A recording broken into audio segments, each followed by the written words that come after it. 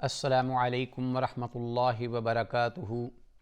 الحمد للہ الذی لم یزل عالما قدیرا سمیعا بصیرا، والصلاة والسلام علی من ارسل شاہدا ومبشرا ونذیرا، اما بعد فاعوذ باللہ السمیع العلیم من الشیطان الرجیم من ہمزہ ونفخہ ونفثہ، بسم اللہ الرحمن الرحیم۔ وبشر عباد الذین یستمعون القول فیتبعون احسنہ، اولئک الذین ہداہم اللہ واولئک هم اولو الالباب۔ وقال جل شأنہ وننزل من القرآن ما هو شفاء ورحمۃ للمؤمنین۔ ناظرین، پروگرام دوائے شافی لے کے حاضر خدمت ہوں اور اللہ کی بارگاہ میں دعا گو ہوں کہ اللہ تعالیٰ جو کچھ بھی اس پروگرام کے ضمن میں ذکر کیا جائے اس کو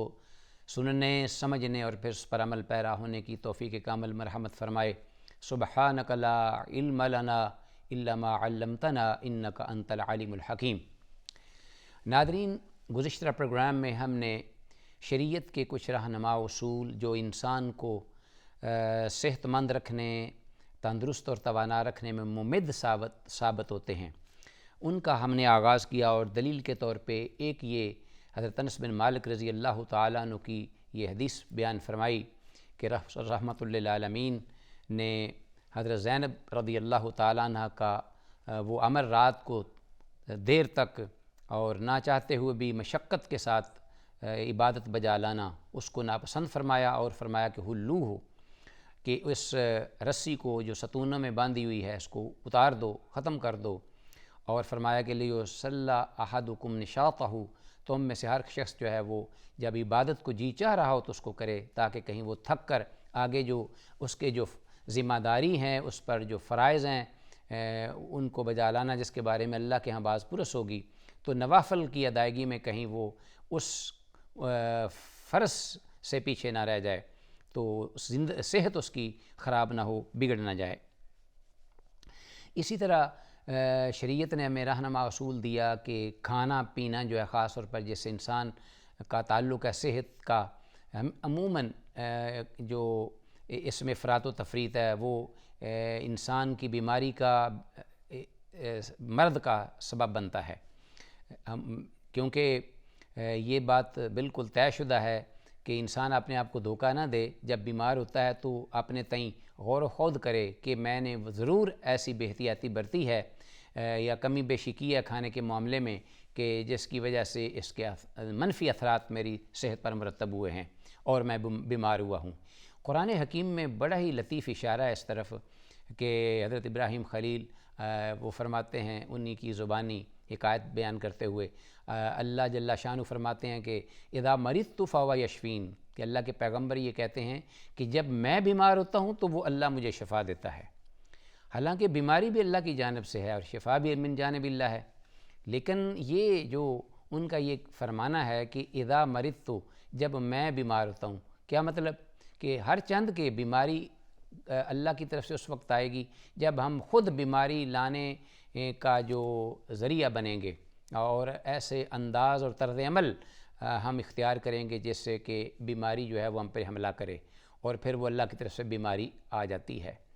تو اس لیے بیماری کا سبب ہم خود ہوتے ہیں۔ اذا مرضت، تو جب میں بیمار ہوتا ہوں تو فہو یشفین، تو اللہ وہ تو رحیم و رحمان ہے، کریم ہے، وہ ہماری کوتاہیوں اور غلطیوں کو نظر انداز کرتے ہوئے ہمیں اس افراط و تفرید کے باوجود بعد میں شفا بھی عطا کر دیتے ہیں۔ تو اللہ بیمار جب ہوتا ہے انسان تو اس وقت اللہ شفا دیتے ہیں، فہو یشفینی، تو وہ مجھے شفا دیتا ہے۔ تو بہرحال یہ بات بالکل واضح ہے، اظہر من الشمس ہے کہ یہی بات کہ انسان کھانے پینے میں خاص طور پر، تو شریعت نے اس باب میں اتنا زیادہ اپنا مواد ذکر کیا ہے اور توجہ دلائی ہے کہ مسلمان کو کھانے پینے کے سلسلے میں کہ وہ کس طرح کا کھائے، کیسے کھائے، کیا اس کے آداب ہیں، اور پھر ابتدا کیسے کرے، پھر اس کا اختتام کیسے کرے، پھر اگر وہ لوگوں کے ساتھ بیٹھ کے کھانا چاہ رہا ہے تو وہ اس کے کیا آداب اور طور طریقے ہیں، جب اکیلا کھا رہا ہے یا اپنا بچوں کے ساتھ کھا رہا ہے تو وہ کیا طور طریقہ ہے، ایک برتن میں اگر چند لوگ کھا رہے ہیں تو اس کا کیا طریقہ ہے، یعنی ایک ایک چیز شریعت طاہرہ نے بیان کی۔ اور اس سلسلے میں سب سے پہلے جو بات جس سے شریعت نے آغاز کیا ہے وہ کیا ہے کہ جو تم کھا رہے ہو وہ چیزیں پاکیزہ ہوں، حرام نہ ہوں۔ جب چیزیں پاکیزہ اللہ نے جو پیدا کی ہیں وہ ہم کھائیں گے تو بفضل اللہ وہ ہمیں نقصان نہیں دیں گی، حلال کا مال ہو کھانے کا اور پاکیزہ چیزیں ہوں۔ پھر قرآن مجید میں اللہ رب العالمین نے یہ فرمایا یسألونک ماذا احل لہم قل احل لکم الطیبات، کہ اللہ رب العالمین نے جو کی چیز حلال کی ہے وہ آپ کے لیے کی ہی طیبات پاکیزہ ہیں۔ جو بھی چیز پاکیزہ نہیں یا جو چیز ضرر اور نقصان دہ ہے انسان کے لیے، اللہ نے اس کو کھانے کی اجازت ہی نہیں دی، بلکہ ظاہری طور پر بھی اور باطنی جسمانی طور پر بھی اور روحانی ہر اعتبار سے جو چیز جسم کا غذا بنتی ہے، جس سے جسم گروتھ کرتا ہے یا جس سے روح کو جلا ملتی ہے، ہر دو طریقے سے جو بھی چیز اللہ کی بارگاہ میں، اللہ چونکہ عالم یعلم المفسد من المصلح ولو شاء اللہ لأعنتکم، کہ اللہ ہر اپنی پیدا کردہ جو چیز مخلوق ہے وہ اس میں جس میں فساد ہے اور جس میں فائدہ اور اصلاح ہے، جس میں بگاڑ ہے اور جس میں انسان کے لیے نقصان ہے، اللہ خوب جانتے ہیں کہ کون سی چیز جو ہے وہ نقصان دہ چیزوں میں سے انسان کے لیے فائدہ مند ہے۔ واللہ یعلم المفسد من المصلح ولو شاء اللہ لأعنتکم۔ اور اللہ رب العالمین نے اسی لیے وہ چیزیں جو کہ حرام کی تھیں وہ بیان کر دیں شریعت طاہرہ میں، بالکل ببانگ دخل اظہر من الشمس وہ چیزیں موجود ہیں جو کہ حرام کی گئی ہیں۔ وقد فصل لکم ما حرم علیکم، اللہ نے وہ تفصیل سے بیان کر دیں چیزیں واضح کلیئر کر کے جو کہ حرام ہیں، یہ چیزیں حرام ہیں، یہ نقصان دہ ہیں انسان کے لیے، اور جو چیزیں اس کے علاوہ ہیں وہ اللہ رب العالمین نے فرمایا کہ وہ آپ سب کے لیے ہیں، وہ جائز ہیں، حلال ہیں۔ لیکن وہ جو حلال اور جائز ہیں، جو پاکیزہ ہیں، اللہ نے ان چیزوں کے استعمال کے لیے بھی کچھ رہنما اصول دیے ہیں، کچھ ضابطے اللہ رب العالمین نے بتائے ہیں، دیے ہیں۔ وہ اس طرح نہیں کہ انسان اندھا دھند ان چیزوں کو کھاتا چلا جائے اور اس صورت میں وہ حیوانیت پہ اتر آ جائے اور نقصان اٹھائے، نہیں، بلکہ شریعت نے ایک ایک چیز کے بارے میں آداب وہ دیے، اور رحمت للعالمین نے عملاً وہ اسوہ حسنہ پیش کیا اپنی امت کے لیے قیامت تک۔ تو انہی چیزوں کا ہم انشاءاللہ آگے ذکر کریں گے جو انسان کی عملی زندگی میں اس کے لیے فائدہ مند ہوں۔ تو سب سے پہلے فرمایا کہ آپ سے پوچھتے ہیں اللہ کے رسول صلی اللہ علیہ وسلم کہ کون سی چیزیں ہمارے لیے جائز ہیں، حلال ہیں، تو فرمایا آپ کہہ دیجئے قل احل لکم الطیبات، کہ جو طیبات اور پاکیزہ چیزیں ہیں وہی آپ کے لیے حلال کی ہیں۔ اور اسی طرح فرمایا کہ حلال چیزیں بھی جو جائز ہیں وہ بھی جب کھانے لگو تو ایک رہنما اصول دیا، وہ کیا کہ وہ اس طرح نہیں کہ جس طرح یاکلون کما تاکل الانعام والنار مثوی لہم، استغفر اللہ، کہ وہ اس طرح کھا جاتے ہیں، کھانے کی چیزوں کو ٹوٹ پڑتے ہیں حیوانوں کی طرح، پھر اس طرح کے چوپائے، اور پھر بالآخر یہ لوگ جن کی مثال اللہ دے رہے ہیں کفار کی طرف اشارہ ہے، والنار مثوی لہم، اور جہنم ان کا ٹھکانہ ہے۔ یہ لوگ اس طرح کھاتے ہیں کہ انہیں کوئی شعور نہیں اس بات کا، کوئی ان کے ہاں آداب نہیں، کوئی طور طریقے نہیں، کوئی اخلاقی اقدار نہیں، کھانے کے لیے کوئی رہنما اصول نہیں ہے کہ کس طرح کھایا جائے، بلکہ وہ ٹوٹ پڑتے ہیں کھانوں پر حیوانوں کی طرح، درندوں کی طرح، کما تاکل الانعام۔ تو اللہ کو یہ چیز انتہائی ناپسند ہے کہ حلال اور پاکیزہ چیزیں بھی کھاؤ سب سے پہلے، جیسا کہ ہم نے پہلے ذکر کیا کہ افراط و تفریط سے بچ کر، کہ انسان جو ہے وہ کھانے پینے میں بھی خاص طور پر احتیاط برتے اور ایک توازن رکھے۔ جی، اس سلسلے میں اللہ جل شانہ نے فرمایا کلوا واشربوا، یعنی وکلوا واشربوا ولا تسرفوا، کھاؤ اور پیو، اسراف نہ کرو، زیادتی نہ کرو، اس لیے کہ ان اللہ لا یحب المسرفین، اللہ کو زیادتی کرنے والا شخص پسند نہیں ہے۔ تو یہاں مراد جب کھانے اور پینے کا ذکر ہے تو ظاہر ہے کہ کھانا اتنا ہے جتنا کہ انسان کی ضرورت ہے، پینا اتنا ہی ہے جتنا کہ انسان کو پینے کی حاجت ہے۔ اگر ضرورت سے زیادہ کھا لے گا پوائزن بنے گا، اگر ضرورت سے کم کھائے گا تو جسم کی نشو و نمار گروتھ صحیح معنوں میں نہیں ہو سکے گی۔ اسی طرح پانی وہ زیادہ پی لے ایک ہی وقت میں تو بسا اوقات اس کا نقصان کہ انتڑیاں انسان کی جو ہیں وہ پھول جاتی ہیں، پیٹ اس کے نقصانات فوری طور پہ انسان کے سامنے آتے ہیں۔ تو اس طرح رحمت للعالمین نے ہمیں اصول دیے کہ اس پر انسان اگر عمل کرنا شروع کر دے تو کبھی بیمار نہ ہو، کبھی اس کو تکلیف لاحق نہ ہو، بہت ہی کم۔ یہ بات بڑی تاریخی اسلامی یا سیرت کی کتابوں میں لکھی گئی ہے کہ رحمت للعالمین نے جب مصر میں اپنے سفیر بھیجے دعوت دین کے لیے توحید کی طرف، تو شاہ مصر مقوقس اس نے جہاں اسلام تو قبول نہ کیا لیکن بہت اچھا جواب دیا رحمت للعالمین کو، عزت و احترام تکریم سے پیش آیا، آپ کے سفیر کی عزت کی گئی اور ساتھ ہی کچھ گفٹس تحائف بھی دیے۔ تو وہ جو چیزیں دی تھیں اس میں حضرت ماریہ قبطیہ جو ام المومنین بعد میں جن کے ساتھ اللہ کے رسول صلی اللہ علیہ وسلم نے نکاح فرمایا وہ بھی تھیں، اور اسی طرح ایک خچر تھا، اسی طرح ایک اور بھی کچھ چیزیں تھیں جن میں کہا جاتا ہے کہ ایک طبیب بھی تھا، معالج، شاہی معالج۔ تو مدینہ میں جب وہ پہنچا تو رحمت للعالمین نے ان کو خوش آمدید کہا، بڑے خوش ہوئے۔ اب مصر میں تو وہ جو معالج تھا، طبیب، اس کی بڑی شان، بڑی قدر قیمت، قدر و منزلت تھی اس اعتبار سے کہ ہمہ وقت اس کے پاس لوگوں کا جمگٹا رہتا اور شاہی افراد کے لوگ جو ہیں وہ اس سے قریب ہو کر اس سے علاج کرتے، کرواتے، فائدہ اٹھاتے اور فائدہ دیتے۔ لیکن مدینہ کی بستی میں جب سے وہ آیا تو اس کے پاس کوئی بیمار بہت شاد و نادر کوئی آتا اور وہ بھی معمولی کوئی پیٹ درد یا کوئی سر درد، اس کے سوا وہ ہاتھوں پہ ہاتھ دھرے بیٹھا رہتا۔ کچھ دیر تو گزری تو اس نے محسوس کیا کہ میں یہاں آ تو گیا ہوں ہر چند کے رحمت للعالمین کے پاس میں بھیجا گیا ہوں، میرے لیے بڑی سعادت ہے، لیکن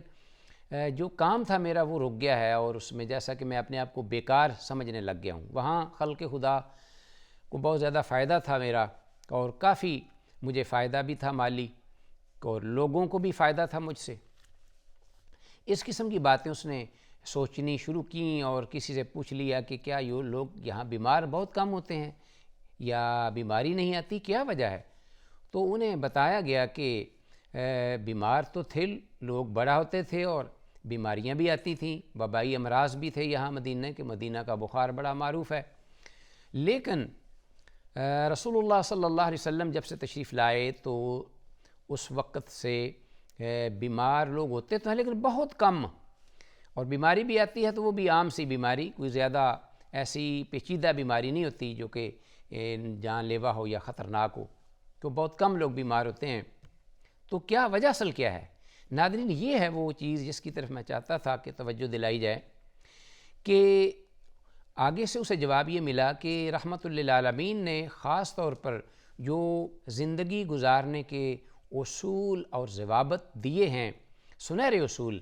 شریعت طاہرہ کی شکل میں، صورت میں، وحی الہی کی رہنمائی میں، تو جب ہم ان پہ عمل پیرا ہوتے ہیں تو ہماری زندگی بہت ہی آ جاتی ہے ایک متوازی، افراط و تفریط سے بچ کے، خاص طور پر کھانے پینے میں جب ہم بھوک محسوس کرتے ہیں تو اس وقت کھاتے ہیں، ابھی بھوک تھوڑی سی رہتی ہے، ہمیں چاہت ہوتی ہے کھانے کی تو ہم چھوڑ دیتے ہیں۔ تو ایسی صورت میں جب انسان کھانے پینے کے معاملے میں رویہ اختیار کرتا ہے تو ظاہر ہے یہ عربی مقولہ کہا گیا ہے کہ خفف طعامک تامن اسقامک، کہ کھانا کم کر دے، مطلب یہ ہے کہ ابھی ضرورت ہے کھانے کی تھوڑی سی تو آپ چھوڑ دے، تو کھانا روک دے، اس سے یہ ہوگا کہ معدے پہ دباؤ نہیں پڑے گا، نہ جسم کے بقیہ اعضاء پر، اور آسانی سے وہ ہضم ہوگا اور جزو بدن بنے گا اور انسان کی جسمانی طاقت و نشو و نما کا وہ ذریعہ ہوگا۔ اور جو ہی زیادہ کھا لے گا تو وہ پوائزن بن جائے گا، فوڈ پوائزن ہو جائے گا، اور جو ہضم ہو رہا تھا وہ بھی نہیں ہوگا، جزو بدن بھی نہیں بنے گا، موشن لگیں گے یا کوئی اور بیماری، تکلیف، ہیضہ، انفلوئنزا وغیرہ اللہ محفوظ فرمائے، اس قسم کی بیماریاں پیٹ کی فوراً اس کو جب آئیں گی تو اس سے اور زیادہ اس کو نقاہت اور کمزوری ہوگی، نقصان ہو سکتا ہے۔ تو ناظرین، یہ رسول اللہ صلی اللہ علیہ وسلم کا رہنما اصول اور شریعت طاہرہ کا خفف طعامک تامن اسقامک، یہ مقولہ ہے کہ کم کھاؤ اور بیماریوں سے محفوظ رہو۔ تو قرآن مجید کی جو آیت مبارکہ ہے کہ وَقُلُوا وَاشْرَبُوا وَلَا تُسْرِفُوا إِنَّ اللَّهَ لَا يُحِبُّ الْمُسْرِفِينَ، یہ کلید ہے سلسلے میں، کھانے کے معاملے میں خاص طور پر، اور اللہ کے نبی صلی اللہ علیہ وسلم نے کئی ایک ہدایات فرمائی اس سلسلے میں۔ ایک حدیث ہے جس میں یہ الفاظ ہیں کہ بِحَسْبِ ابْنِ آدم اکلات یقمن صلبہ، کہ آدم کے بیٹے کے لیے چند لقمے کھانے کے کافی ہوتے ہیں جو کہ اس کی پشت کو سیدھا رکھے یا رکھ سکیں۔ فَإِنْ كَانَ لَا مَحَالَةَ فَثُلُثٌ، اگر اس کو زیادہ ہی اس سے کھانے کی چاہت ہے یا کھانا چاہ رہا ہو یا کھا رہا ہو تو پھر ایسے کرے کہ حد سے بالکل نہ بڑھے، بلکہ حد میں رہتے ہوئے فَثُلُثٌ لِطَعَامِهِ، 3 حصے کر لے پیٹ کے، اپنے جسم کے کھانے کی صورت میں۔ ایک کیا کہ ایک کھانے کا، وَثُلُثٌ لِشْرَابِهِ، اور ایک پینے کا، وَثُلُثٌ لِنَفْسِهِ، اور ایک حصہ جو ہے وہ اپنے سانس لینے کا، یعنی کھانے پینے کے بعد وہ ظاہر ہے کہ اس کو چلنے پھرنے کی، کام کرنے کی اور سانس لینے کی بھی ضرورت ہے۔ اتنا زیادہ نہ کھا پی لے کہ انتڑیاں پھول جائیں اور پیٹ جو ہے وہ بڑھ جائے آگے، اور اس کے لیے چلنا پھرنا بھی مشکل ہو جائے اور نقصان اٹھائے۔ تو رحمۃ للعالمین نے یہ بات فرمائی۔ ناظرین، ان ساری تدابیر جو کہ کھانے پینے کے معاملے میں شریعت طاہرہ نے ہمیں دیں، اس کے باوجود اگر انسان پھر بھی ظاہر ہے کہ کبھی احتیاط کے خلاف انسان قدم اٹھاتا ہے یا غلطی ہو جاتی ہے یا نہ چاہتے ہوئے اس سے